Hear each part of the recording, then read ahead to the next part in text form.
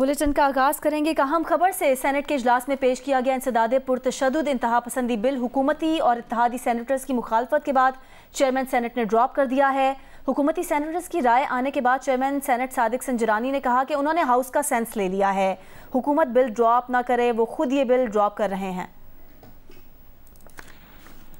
इसलिए आज इजलास इसलिए बुलाया गया था, मैं क्लैरिफिकेशन इसलिए दे दूं कि ये मीडिया पे भी मैंने देखा, हैदरी साहब जैसे सीनियर कौन मश्क फॉर्मर डिप्टी चेयरमैन सेनेटर ने ये कहा कि आज आपने सेशन वैसे बुलाया इस बिल के लिए। बिल के लिए बिल्कुल नहीं था, सेशन इसलिए बुलाया था कि बिजनेस एडवाइजरी में डिसाइड हुआ था कि डेज भी पूरे करने होते हैं, तो छुट्टी 2 दिन से 3 दिन हो जाए तो 3 दिन काउंट नहीं होते हैं। सारे पार्लिमानी लीडर्स थे, उस पर यह डिसीजन हुआ था।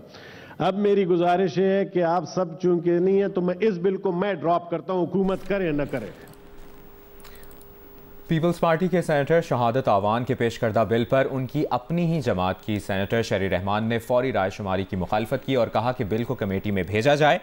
JUI के सेनेटर कामरान मुर्तज़ा ने कहा कि ये बिल आईनी दफात और बुनियादी हुकूक पर हमला है, जिससे वो बरात का ऐलान करते हैं। नेशनल पार्टी के सेनेटर ताहिर बजिंजो ने कहा कि इंसदादे पुरतशद्दुद इंतहा पसंदी बिल जमहूरियत पर खुला हमला है और जमहूरियत की मौत है। प्लीज़ हौसला रखें, हम सब एक दूसरे के साथ हैं कि उजलत की लेजिस्लेशन जो है वो किसी को अच्छी नहीं लगती। आपने अगर बुलडोज किया होता, जिस तरह किया है, मैं नहीं कहना चाहती, हम आपकी मतलब अक्स में नहीं होना चाहते, और अगर बेहतरी लाना चाहते हैं हमारे साथ प्लीज़ कोऑपरेट करें। शुक्रिया। लेजिस्लेशन में कम से कम अपनी इत्तेहादी पार्टियों को एतमाद में लिया जाता है। ये इस तरह की लेजिस्लेशन है सर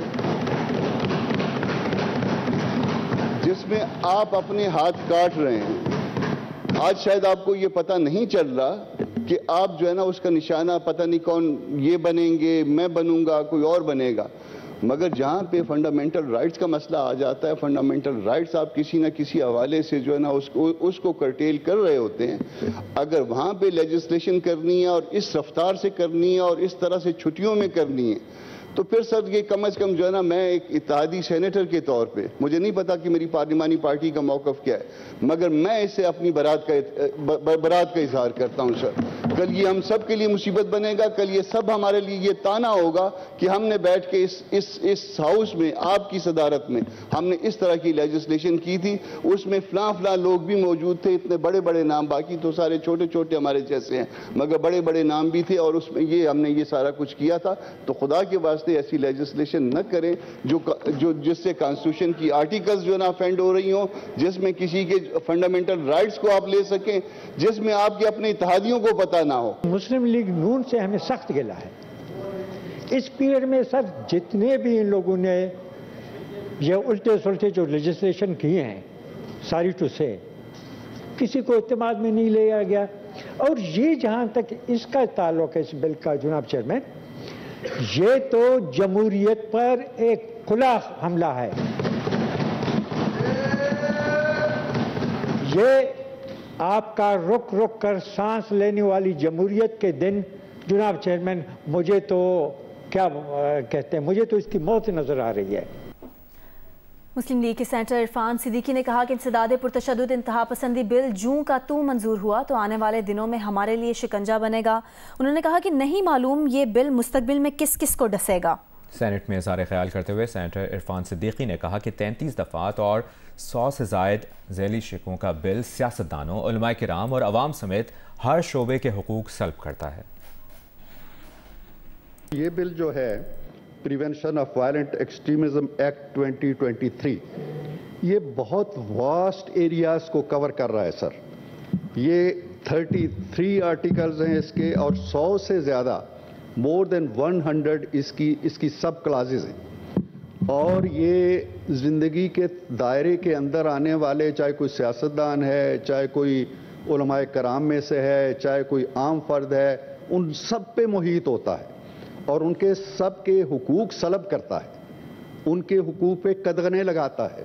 ये कानून अगर जूं का तूं जिस तरह हमारे सामने आया है, मंजूर हो गया, बगैर कमेटी में गए, बगैर इस हाउस में डिस्कस हुए, तो फिर हमारे लिए शायद आने वाले दिनों में ये एक ऐसा शिकंजा होगा जिसमें से पता नहीं कौन कौन कसा जाएगा और फिर वो कहेगा जी कि जब कानून बन रहे थे तो आप कहाँ थे। ये मैं ऐवान के रिकॉर्ड पे लाना चाहता था। तहरीक इंसाफ के सेनेटर हुमायूं मोहम्मद ने कहा है कि वफाकी वज़ीर दाखिला राना सनाउल्लाह इंसदाद पुरतशद्दुद इंतहा पसंदी बिल के जरिए PTI को इलेक्शन में हिस्सा लेने से रोकना चाहते हैं। सेनेट में इजहार ख्याल करते हुए सेनेटर हुमायूं मोहम्मद ने कहा कि बिल की एक एक शिक का मकसद तहरीक इंसाफ पर पाबंदी लगाना है। जमात इस्लामी के सेनेटर मुश्ताक अहमद ने कहा कि इंसदाद पुरतशद्दुद इंतहा पसंदी बिल सिर्फ PTI नहीं तमाम सियासी जमातों के खिलाफ है। बिल में से गुजर रहा था, मुझे ऐसे लग रहा था जैसे राना सनाउल्लाह, इस बिल का नाम तो वायलेंट एक्सट्रीमिज्म है, लेकिन एक्चुअली वो इसको लिखना चाहते थे to prevent Pakistan Tehreek Insaf from taking part in the next elections. मुझे इसके एक एक शिक में से ये बदबू आ रही थी कि वो ये सारा का सारा बिल जो है ना, it is only targeting Pakistan Tehreek Insaf. हाँ, उसके ऊपर जो लेबल डाल रहे हैं वो कुछ और कर रहे हैं। मैं आपको, और आप देख रहे हैं उनके इत्तेहादी JUI वाले, उनके इत्तेहादी, ये सारे मिलके इसके ऊपर एहतजाज कर रहे हैं। मैं चेयरमैन साहब आपसे रिक्वेस्ट करूंगा कि इस बिल को प्लीज आप कमेटी में भेजें, उस कमेटी में सारे लोग बैठ के इस पे डिस्कशन करें। ये एक ऐसा बिल है 33 क्लॉजेस और 24 सफात पर, जो सिर्फ PTI के खिलाफ नहीं है, पाकिस्तान की तमाम सियासी जमातों के खिलाफ है, तमाम सियासी जमातों के खिलाफ है। और ये जमहूरियत के ताबूत में आखिरी कील साबित होगा ये बिल। और नॉन इलेक्टेड फोर्सेस वो ये चाहते हैं कि पार्लियामेंट के जरिए से जमहूरियत की तदफीन की जाए। इस बिल के जरिए से जमहूरियत की तदफीन की जा रही है। वज़ीर आज़म शहबाज शरीफ ने कहा है कि आइंदा इंतखाबात में peoples party, JUI, MQM, ANP और BNP समेत दीगर जमातों से सीट एडजस्टमेंट हो सकती है और जहां सीट एडजस्टमेंट की ज़रूरत नहीं वहां मुस्लिम लीग नून अपना उम्मीदवार खड़ा करेगी। जियो न्यूज़ के प्रोग्राम जिरगा के मेज़बान सलीम साफ़ी से गुफ्तगू करते हुए वज़ीर आज़म का कहना था कि अगर मुस्लिम लीग नून अगले इलेक्शन में कामयाब हुई तो वज़ारत उस्मा के उम्मीदवार मियाँ नवाज शरीफ होंगे। आप और पीपल्स पार्टी के इत्तेहाद का कोई इम्कान है? ये कि जरूरी नहीं कि हम एक इत्तेहाद के जरिए इलेक्शन लड़ें। सब पार्टियां, उनका अपना एजेंडा है, एडजस्टमेंट हो सकती है। बिल्कुल सीट एडजस्टमेंट की बात हो सकती है। पीपल्स पार्टी के साथ भी, सबके साथ। अच्छा, सबके साथ। हम JUI है, पीपल्स पार्टी है, MQM है, ANP है, बाप है, BNP, क्यों नहीं। और जहाँ पर हम समझते हैं कि वहाँ पर एडजस्टमेंट की ज़रूरत नहीं, हम वहाँ पर हमने कमेटी बना दी मियाँ नवाज शरीफ साहब की मुशावरत के साथ। मियाँ साहब ने मुझे हुक्म फरमाया कि इन लोगों को कमेटी में शामिल कर दो। हमने कमेटी बना दी, इसमें ख्वाजा आसफ साहब शामिल हैं, इसहाक डार साहब शामिल हैं, उसमें सरदार याद सादक साहब शामिल हैं, उसमें ख्वाजा साद रफ़ीक साहब शामिल हैं और उसमें हमारे सेक्रेटरी जनरल एहसन इकबाल साहब शामिल हैं। तो ये तो सब पंजाब के, इनमें कोई सिंध का नहीं है, बलूचिस्तान का नहीं है, बात पर लोग कहते हैं जी मुझे कोई पंजाब भी नहीं, पर पीपल्स पार्टी से नहीं। उनको जब उन सूबों की बात होगी तो उनके साथ हमारे जो साथी उनके साथ मुशावरत करेंगे, ऐसी कोई बात नहीं। और बिल्कुल हम वज़ारत उज़्मा के उम्मीदवार आप होंगे या मियाँ नवाज शरीफ? अगर अल्लाह को मंजूर हुआ PMLN जीती तो नवाज शरीफ हमारे कैंडिडेट होंगे। अच्छा, बराह रास्त आपके लिए चलेंगे इस्लामाबाद, जहां पर वफाकी वजीर एहसन इकबाल प्रेस कॉन्फ्रेंस कर रहे हैं। प्रोजेक्ट्स मुकम्मल कर गए थे या उन्हें शुरू कर गए थे, उन्होंने पाकिस्तान की मईशत को आगे बढ़ाने में बड़ी मदद की। और ये 25 अरब डॉलर की सरमायाकारी पाकिस्तान की तारीख में रिकॉर्ड सरमायाकारी है। इसने हज़ारों लाखों लोगों के लिए रोज़गार पैदा किया। इसने पाकिस्तान की इंडस्ट्री को डिमांड पैदा करके नए मौके दिए। इसके नतीजे में पाकिस्तान के इंजीनियर्स, पाकिस्तान के वर्कर्स, उनको नई टेक्नोलॉजी और नए मैनेजमेंट सिस्टम्स और प्रोजेक्ट मैनेजमेंट की तरबियत हासिल हुई। और साथ ही साथ हमें पाकिस्तान के अंदर इसके साथ जो चीन के साथ तालीम के शोबे में ताउन को आगे बढ़ाने का मौका मिला। और आज हज़ारों तालिब इल्म चीन के अंदर पाकिस्तान से जाकर आला तालीम हासिल कर रहे हैं। तो एक बहुत ब्रॉड बेस्ड कोऑपरेशन है जो CPEC के नतीजे में हुई, जिसने पाकिस्तान को उस वक्त जब कोई पाकिस्तान का हाथ थामने के लिए तैयार नहीं था, पाकिस्तान में कोई $1 सरमायाकारी के लिए तैयार नहीं था, चीन की तरफ से उस वक्त अरबों डॉलर की पाकिस्तान में सरमायाकारी के अज़म ने साबित किया कि चीन पाकिस्तान का सबसे काबिल एतमाद दोस्त है, ये ऑल वेदर फ्रेंडशिप है और ये आयरन ब्रदरहुड है। इसके हवाले से जब 10 साल अब मुकम्मल हो रहे हैं, ये एक तारीख़ी संग मील है और ये ज़रूरी है कि हम उन तमाम कामयाबियों को अपने सामने रखें कि जिन्होंने पाकिस्तान और चीन के ताल्लुक़ को मज़ीद गहरा कर दिया है।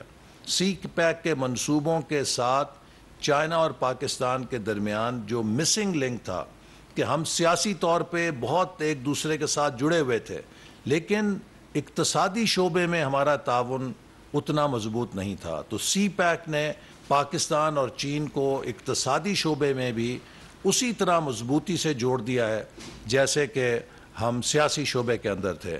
और जो वाइस प्रीमियर हाली फिंग आ रहे हैं, ये चेयरमैन NDRC 2017 में मुकर्रर हुए थे और मुझे इनके साथ कई दफ़ा मिलने का मौका मिला और इनकी leadership national development reform commission जो कि मिनिस्ट्री ऑफ प्लानिंग का काउंटर इदारा है चीन में सी पैक के अंदर, उसके अंदर इनकी लीडरशिप से हमें बहुत सपोर्ट हासिल रही।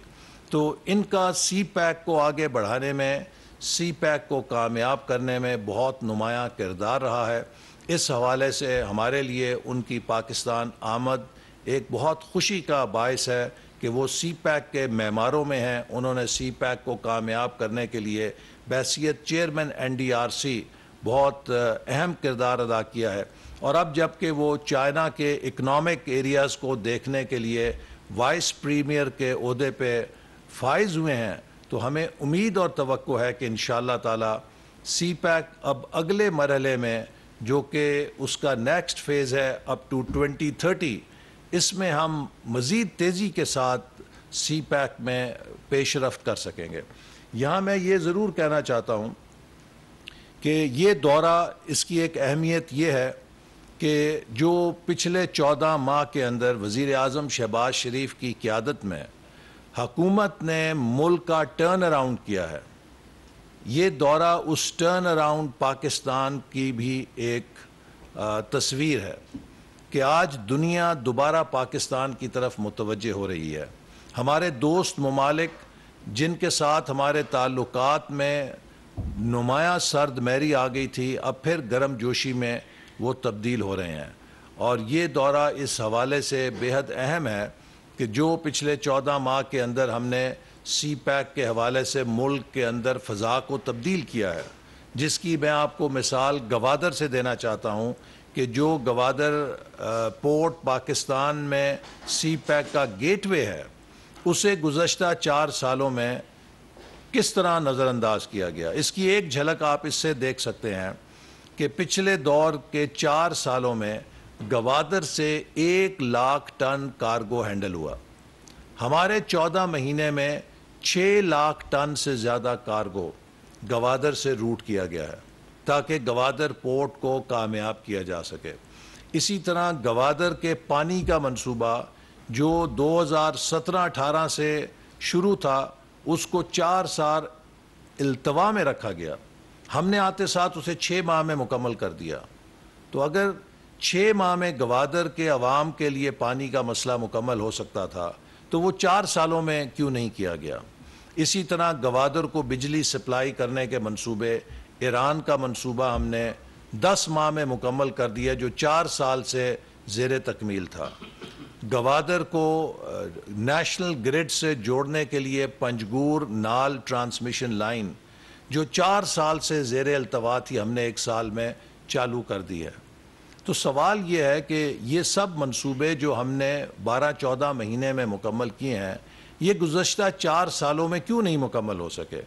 4 सालों में गवादर पोर्ट की ड्रेजिंग जो है उसे नहीं किया गया। नतीजतन उसकी गहराई जिसे 14 मीटर होना चाहिए था, वो तकरीबन 9 या 10 मीटर तक रह गई थी और उस पर बड़े जहाज़ नहीं आ सकते थे।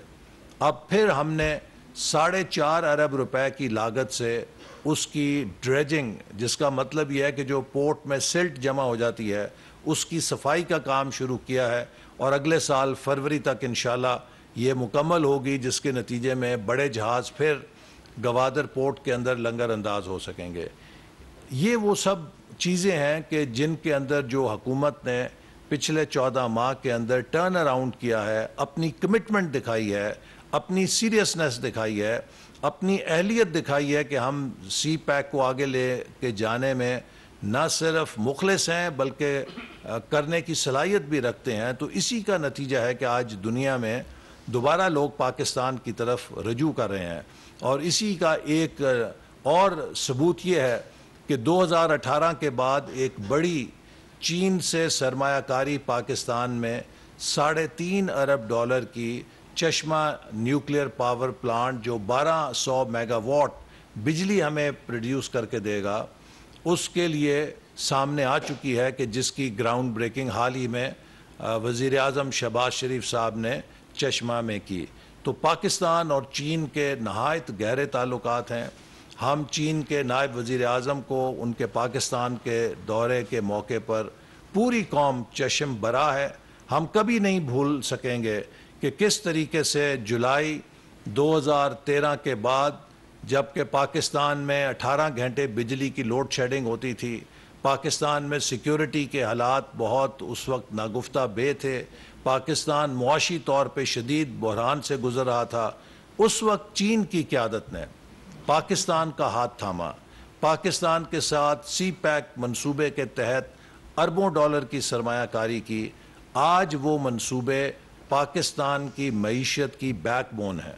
अगर उन मंसूबों को हम निकाल दें, पाकिस्तान की मईशत से इन मंसूबों को अलहदा कर दिया जाए, तो पाकिस्तान की मईशत फिर खंडर की शक्ल में नज़र आएगी।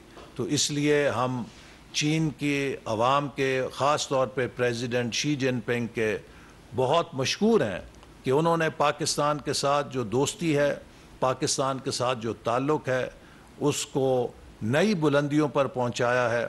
और हमें इस बात का भी फ़ख्र है कि हम उनके साथ मिलकर 2013 और 18 में सी पैक के ज़रिए पाकिस्तान में इस्लामाबाद में वफाकी वज़ीर मनसूबाबंदी और तरक्की एहसन इकबाल की प्रेस कॉन्फ्रेंस जारी है। उन्होंने कहा कि इत्तेहादी हुकूमत ने गवादर में पानी के मनसूबे को 6 माह में मुकम्मल किया।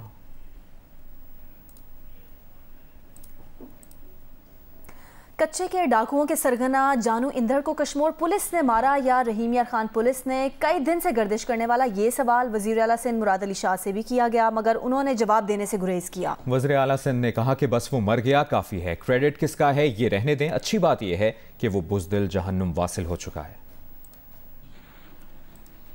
ये इंटरनेशनल दहशत जलवन धाड़े जेके मारजी, एक तरफ कश्मीर पुलिस दावा करे पई असां मारिया नी, ॿिए तरफ पंजाब पुलिस दावा करे पई, इनके तव्हां कीअं पिया ॾिसो? मरी विया ऐं ईअं थो ॾिसां। सभिनी खां पहिरीं को क्रेडिट जी ॻाल्हि कोन्हे, इन्हनि बुज़दिलनि खे असां जहनुम रसीद कयो, इन ते शाबाश जो जेब कयो हुजे ऐं रब कराया इहे, ठीकु, नंबर 1। सो इहो का क्रेडिट वठण जी ॻाल्हि कोन्हे।